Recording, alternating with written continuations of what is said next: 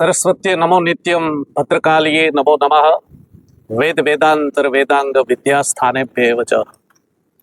વિરાસતોમાં વિચરણ એ મારી ચેનલ અંતર્ગત હું શાસ્ત્રી હિતેશ જોશી. આજે આપણે એક એવા વ્યક્તિત્વને મળવા જઈ રહ્યા છે જેમણે દરિયાની કાંઠે એક માછીમાર તરીકે પોતાની કારકિર્દી શરૂ કરીને જેમ સાગર ખેડૂ સાગરના પેટાળમાંથી જે દરિયાઈ સંપત્તિને લઈ આવી અને આજીવિકાનું પોષણ કરે એમ આ ભાઈ પોતાની કલમની કસબ દ્વારા દરિયાઈ પ્રસંગો, દરિયાના અનુભવો અને દરિયા ખેડૂની જે જીવ સટોસટની કથાઓ છે એમણે પોતાના જીવનમાં સુપેરે અનુભવી છે. એટલું જ નહીં પણ દરિયામાં જીવા છે અને દરિયામાં શ્વસા છે એવા સર્જક, વાર્તાકાર, નવલકથાકાર, સાહિત્ય અકાદમીનો જેમને પુરસ્કાર મળ્યો છે તેમજ ઘણા બધા પુરસ્કારોથી જેમને નવાજવામાં આવ્યા છે એવા વાર્તાકાર અને લેખક મિત્ર વિષ્ણુ ભાલિયાને આપણે મળીએ. વિષ્ણુભાઈ, તમારું મારી ચેનલમાં હાર્દિક સ્વાગત છે.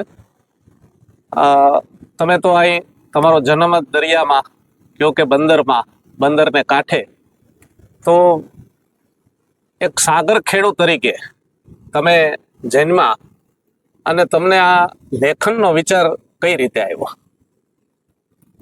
શરૂઆત તો હિતેશભાઈ, દરેક દર્શકોને મારા નમસ્કાર. જન્મવાની વાત તો જો કે આપણા હાથના નથી અને કદાચ કુદરતે કંઈક એવું સારું જ ધાર્યું હશે કે ખારવાના પેટે જન્મો. અને આજે મને ગર્વ છે કે આ સમાજની અંદર મારો જન્મ થયો અને આ સમાજની જે કંઈ વાતો છે એને દરેક સુધી પહોંચાડવાનો મને કુદરતે અવસર આપ્યો છે. અને મારાથી જેટલું થાય છે, મને જેવું સૂઝે છે, મને જેવું આવડે છે એ હું લખતો રહું છું અને લોકોને ગમે છે, લોકો વાંચે છે અને બસ એ જ મારો આનંદ.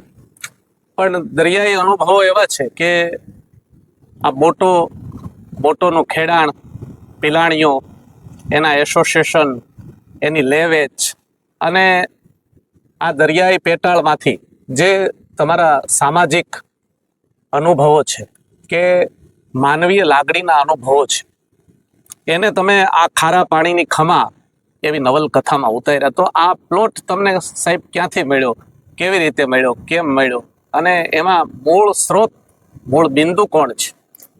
એમાં હિતેશભાઈ વાત એવી છે કે બચપનથી વાંચન લેખનનો મને શોખ રહ્યો છે. સ્કૂલ જીવનથી જ વાંચવાનો ને લખવાનો ને ભણવાનો જે ક્યાં ગયો મને બસ અંદરથી એક રસ છે કે જ્યારે પણ પુસ્તક મને દેખાય એટલે મને એને સ્પર્શવાનું મન થાય, એને વાંચવાનું મન થાય, એમાં શું છે એને જીવવાનું મન થાય. એટલે આ રીતે વાંચન કરતાં કરતાં એક સમય એવો આવ્યો કે હવે લખવાનો કીડો અંદર સરવડવા માંડ્યો કે યારું વાંચ્યું તો ઘણું બધું એમ. ગુણવંતરાય આચાર્યને વાંચ્યા, દરિયાઈ કૃતિઓ ઘણી બધી વાંચી, ઝવેરચંદ મેઘાણીને ખૂબ વાંચ્યા, પન્નાલાલ પટેલને વાંચ્યા, હરકિશન મહેતાને પણ ખૂબ વાંચ્યા. એટલે પછી એવું થયું કે યારું હવે કંઈક લખવું છે એમ. એટલે અને એક વાર્તા લખાઈ અને એની વાત મેં નવજીવનમાં જ્યારે મેં વક્તવ્ય આપ્યું હતું ત્યારે એ બહુ વિસ્તારપૂર્વક વાત કરી છે. તો એની અંદર અમારા ગામની અંદર એક ઘટના બનેલી 2014ની અંદર. એમાં અષ્ટવિનાયક નામની એક બોટ હતી ને એને અકસ્માત થયો દરિયાની અંદર અને 5 વ્યક્તિઓ એકસાથે મૃત્યુ પામેલા એમાં. તો આ ઘટના જ્યારે બની ત્યારે ગામનું વાતાવરણ એકદમ ગમગીન બની ગયેલું અને આખા ગામની અંદર હાહાકાર મચેલો કે ભાઈ 5 વ્યક્તિઓ એકસાથે મૃત્યુ પામ્યા. એની લાશને અહીં લાવવામાં આવી, એને અગ્નિ સંસ્કારો થયા અને ગામનું વાતાવરણ કેટલા દિવસ લગી એકદમ ગમગીન. એટલે આ જે ઘટના હતી એને મારા હૃદયને એકદમ ઝંઝોડી કાઢ્યું.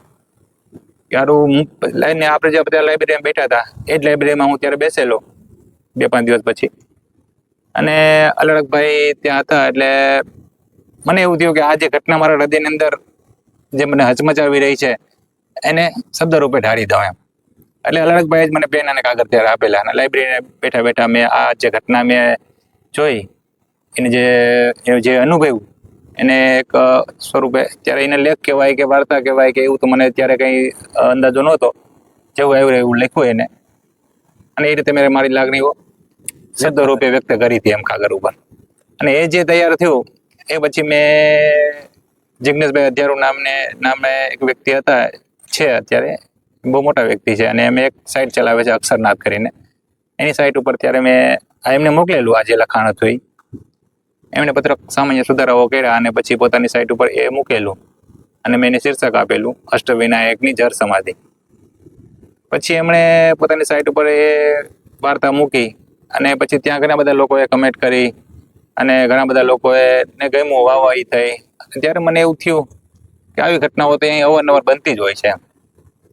તો ફરી કોઈ બીજી ઘટનાને મેં લીધી અને એના વિશે વાર્તા લખવાની શરૂઆત કરી. તો આ રીતે દરિયાઈ વાર્તાઓ લખવાની મારા જીવનમાં શરૂઆત થઈ.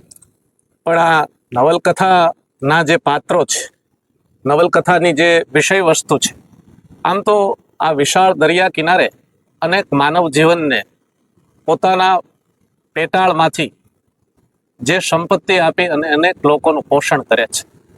આ ગીતો, આ દરિયાઈ સંપત્તિ, દરિયાઈ ખનિજ, અનેક જાતના લોકોને અનેક પ્રકારના વાર્તાના પ્લોટથી માંડીને અનેક પિક્ચરો દરિયાઈ જળ સમાધિ સુધી ઉતર્યા છે.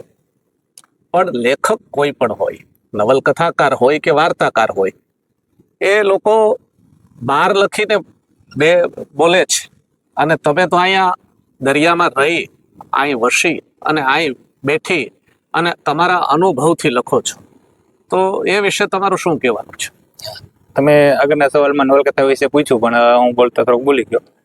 તો આ નવલકથાના પ્લોટ વિશે તમે પૂછેલું, તો એ સવાલને થોડોક આગળ વધારું કે આ નવલકથાનો જે પ્લોટ છે એ કોઈ સત્ય ઘટના ઉપર આધારિત છે એવું નથી, પણ એમાં જે ઘટનાઓ છે, એમાં જે મેં ઘટનાઓ આલેખી છે એ બધી કાંઈક ને કાંઈક મેં સાંભળી છે, જીવી છે, જાણી છે. તો આ બધા ઘટનાઓને સાંકળીને પછી એક આખી નવલકથા મેં તૈયાર કરી છે.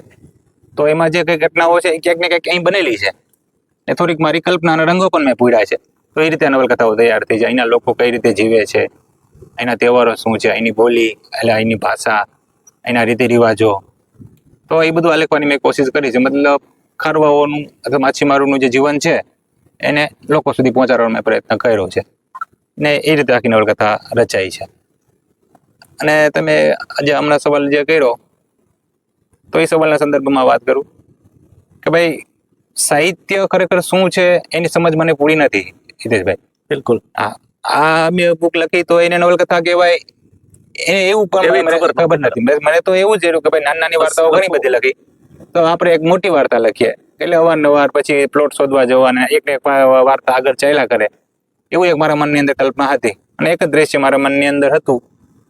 આ નવલકથા જ્યારે લખવાની શરૂઆત કરી ત્યારે એક દ્રશ્ય મારા મનમાં આવેલું કે ભાઈ બે દુશ્મન લોકો જો દરિયા વચ્ચે એકલા હોય, એક સમયના અહીં દુશ્મનો છે, અને એ જ બે લોકો દરિયા વચ્ચે જો એકલા તરતા હોય તો એ કેવું અનુભવે, એ કેવી વાતો કરે, બેના જીવ જોખમમાં છે. ને એક સમયના બે દુશ્મન વ્યક્તિઓ જેની આંખ સામસામે વઢે છે, એ જ બે વ્યક્તિ એટલે દરિયો છે ને આ બે વ્યક્તિ છે, બસ બીજું માથે મોત છે.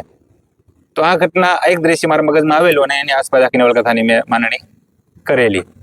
એટલે સાહિત્યની હું કઈ ચિંતા કરતો નથી, આ કયું સ્વરૂપ છે કે શું છે કે આ એમાં હું બહુ ઊંડો ઉતરતો નથી, કે આ વિવેચકોની વાતમાં પણ વિવેચકોની હું કઈ વિચારતો નથી. જે છે જે ગમે એને ઠીક છે, ન ગમે તો પોતાની રીતે બધા લેખકો વાંચે ને બધું પોતાની રીતે સ્વતંત્ર છે, જેને ગમે એવું લખે. જે મને આવ્યું એવું મેં લખ્યું છે. પ્રશંસા કે નિંદાથી પર થઈને લેખન લખવું, સાહિત્યની રચના કરવી, અને એમાંય કોઈ અપેક્ષા નહીં કે મને માન સન્માન મળે, કે મને એવોર્ડ મળે, કે મને પદ મળે, કે કોઈ મોટો માણસ, કે એવી બધી બાબતોથી દૂર રહીને વિષ્ણુભાઈએ આ સર્જનની યાત્રા શરૂ કરી. પણ વિષ્ણુભાઈ આના મૂળ પ્રેરણા સ્ત્રોત આપણે અલારકભાઈ તો છે જ, કે જેણે આ લાઇબ્રેરીને સાચવી, આત્મા ઔષધ લાઇબ્રેરીને. પણ તમારી દ્રષ્ટિએ દરિયાઈ નવલકથાઓ તો અનેક લખાણી, વાર્તાઓ લખાણી.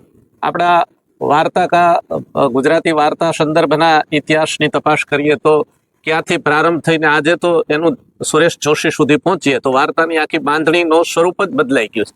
પણ એમાં મૂળ સ્ત્રોત, મૂળ તમારા જે પ્રેરક છે એ કોણ?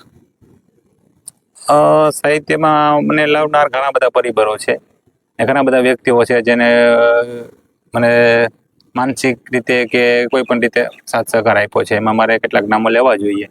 એમાં નટવરભાઈ ગોયલ છે, ધર્મેન્દ્રભાઈ ત્રિવેદી છે, સરોજબા છે, જે બધાએ મને સતત પ્રોત્સાહન આપ્યું છે અને જેમના થકી મેં સાહિત્યનો એકડો ઘૂંટતો થયો છું. તો આ ઘણા બધા લોકો છે એની પાછળ કે જેણે મને આંગળી મારી પકડી અને મને શીખવાડ્યું છે કે અહીં જવાય, આ રીતે લખાય. બાકી વાર્તાની સમજ મને નહોતી, કે આજે પણ નથી. આજે પણ અમારી વાર્તાઓ ઘણી બધી સ્પર્ધાઓમાં જીતી છે, પણ વાર્તાનું સ્વરૂપમાં હું કહું તો હજી હું શીખું છું એમ.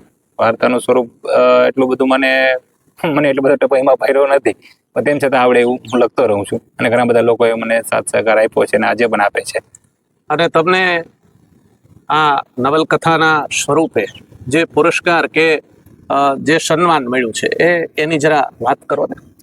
એમાં હિતેશભાઈ એવું છે કે જ્યારે નવલકથા લખતો હતો ત્યારે તો એવી મનમાં કોઈ કલ્પનાઓ નથી કે ભાઈ આ નવલકથાને સાહિત્યના 4 એવોર્ડો મળશે. પણ મેં તો મને જેવું આવડે એવું લખતો ગયો છું અને બધાએ નોંધ લીધી. તો આજે સારી વાત છે કે ભાઈ વાચકોએ એને વધાવી અને વિવેચકોએ ઘણા ખરા એ વખાણો કર્યા છે એના. તો પેલું પુરસ્કાર એને અસાહિત સાહિત્ય સભાનું મળ્યું, જે 2023ની શ્રેષ્ઠ નવલકથા તરીકે પ્રથમ પ્રાઇઝ મળ્યું એને 2023નું. પછી નાનાભાઈ જબલિયા પુરસ્કાર મળ્યો મોરારી બાપુના હસ્તે. પછી સાહિત્ય અકાદમીનું 2023નું શ્રેષ્ઠ પુસ્તકમાં દ્વિતીય પારિતોષિક મળ્યું. પછી હમણાં પારિજાત એવોર્ડ મળ્યો. તો 4 એવોર્ડ સાહિત્યના આને આ બુકને મળ્યા છે અને લોકોને ગમે છે. આપણે ખુદ છીએ કે ભાઈ આપણે ધાર્યું નહોતું એના કરતાં આ બુકે ઘણું બધું આપ્યું છે.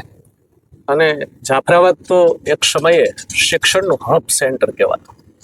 એમ કહેવાય છે કે જે માણસ જાફરાબાદ ભણ્યો એ કોઈથી ભૂખ્યો રહી નહીં, કારણ કે શિક્ષણની બધી સુવિધાઓ કેટલા ગામના વિદ્યાર્થીઓ અહીંયા ભણતા. અને આજે આત્મ ઔષધ જેવી લાઇબ્રેરી અહીં ચાલે છે. કદાચ આપણા વિસ્તારોની સર્વશ્રેષ્ઠ લાઇબ્રેરીમાંની એક લાઇબ્રેરી અહીં છે. તો એનો પણ તમારા જીવનમાં કે તમારી લેખનીમાં કે તમારા આ જે પુસ્તકોના જે ભાષા ભંડોળ છે એનો કંઈક એમાં ફાળો હશે. એ તો હિતેશભાઈ, લાઇબ્રેરી વગર તો આ બુક શક્ય નથી, હું શક્ય નથી. જે અત્યારે જે કંઈ વાંચતા લખતા શીખો છું એના મૂળમાં તો આ લાઇબ્રેરી જ છે. અને કદાચ ખાલી એક આભાર શબ્દ એના માટે તો ઘણો ટૂંકો પડી જાય.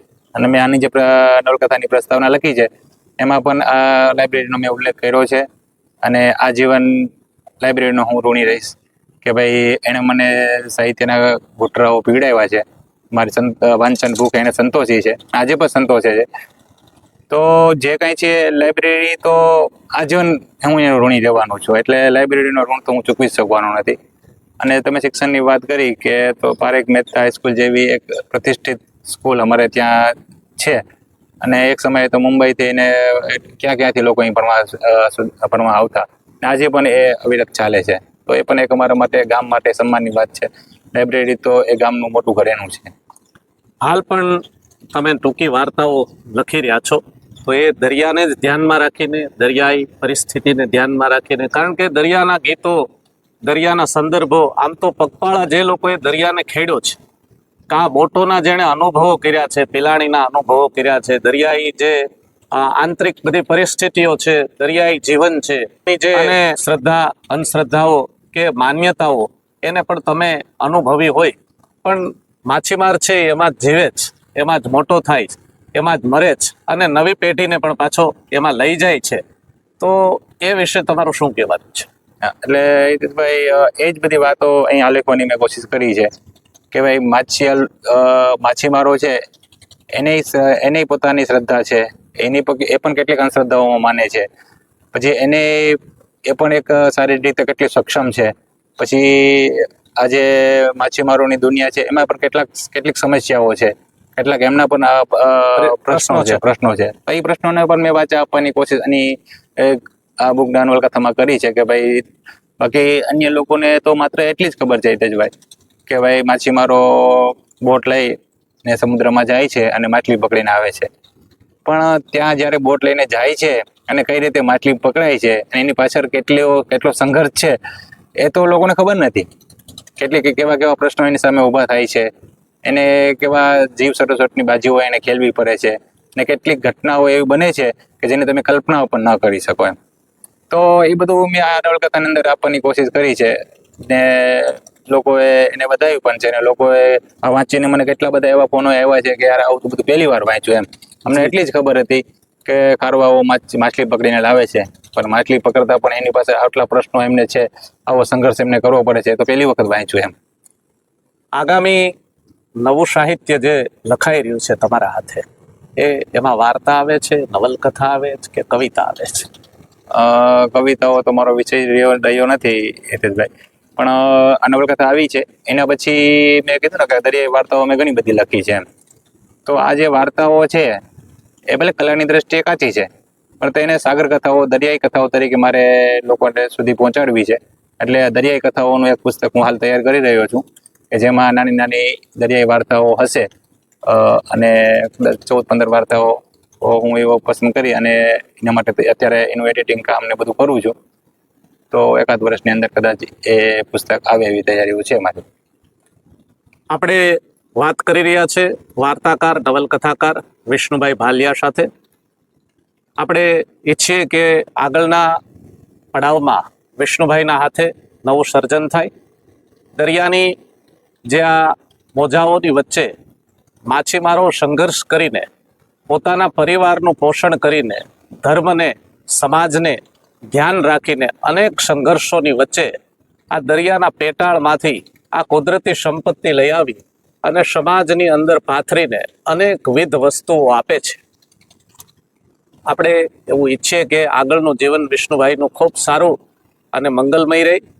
આ મુલાકાત તમને કેવી લાગી એનો અભિપ્રાય આપ લખશો. મારી ચેનલને સબસ્ક્રાઈબ કરજો, લાઈક કરજો અને સૌને આ એપિસોડ દેખાડજો. વિષ્ણુભાઈ, તમે મારી સાથે જોડાણા, સમય આપ્યો, મુલાકાત આપી. આ દરિયાઈ કિનારે જ આપણે જ્યાં તમે બેઠા છીએ, આપણે એ દરિયાના મોજાની વચ્ચે તમે સમય ફાળવ્યો એ બદલ ખૂબ ખૂબ આભાર. આભાર મિત્રો.